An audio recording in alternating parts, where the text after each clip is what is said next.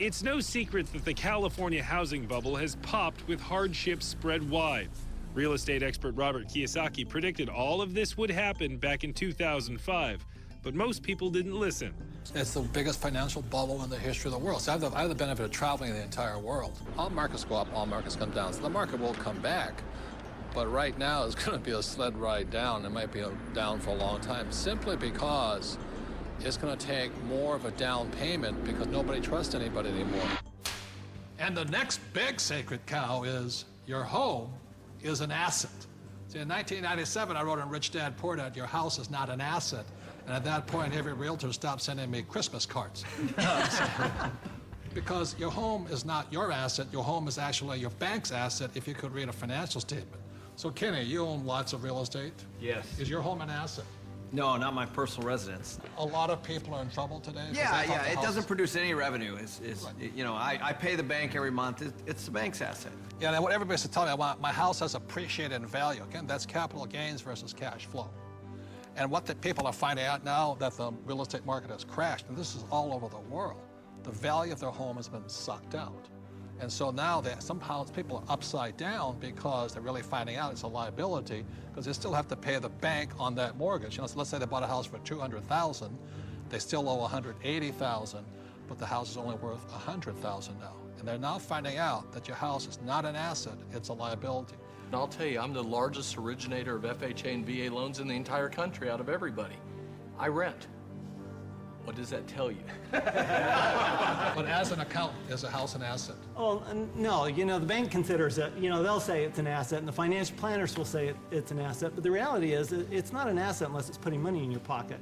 And a house just drains money from your pocket. And the thing that one of my little pet peeves is that people say, well, if you own a house, though, you get a deduction for the interest. Yes, but it's money out of your pocket, and the best you can get is 40 cents on the dollar. Okay, so you're given $1 and you get 40 cents back. You're still out 60 cents. It's not difficult math. Your home is shelter. It's a place to raise a family, but it's not an asset that you're ever going to make money on. It's not a financial asset. No, you might make money in an uptrending market, but today the market's trending down. And that's why in 1997, what I said in Rich Dad, Poor Dad, your house is not an asset, was heresy. Now people are going, oh my God, I should have listened to him. So I'm not saying don't buy a house. I'm saying just don't be financially ignorant and call your house an asset if it's taking money out of your pocket. Because Kim and I own 2 houses, one here in Arizona and one beautiful beach house in Hawaii, and they're our biggest liabilities. People did think, especially in the high times, you know, when the markets were high, they did think their house was an asset. And people, even if they had their mortgage paid off, they were borrowing against their house and putting it into the stock market or wherever they were putting it. So not only were they getting crazy mortgages, but they were taking money out against their house in second, third mortgages.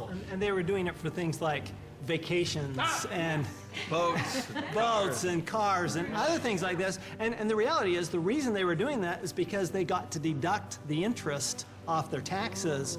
And so they thought that, well, this is okay because I get a deduction. But just because you get a deduction doesn't make it a good thing to do. Well, one of the big mistakes people make is over-improving their house. You know, they put in a $50,000 swimming pool and it brings them $20,000 worth of value. Well, the way I look at it is you just bought a $30,000 babysitter. 50% of the mortgages in Reno are underwater, meaning that the mortgage is greater than the value of the property. All right, and this affects the whole community because people aren't able to sell their homes and move to a place where they can get a better job. The neighbors aren't going to sell their house because values are so far down. So this has affected entire communities. And again, we've heard people say that your home is an asset.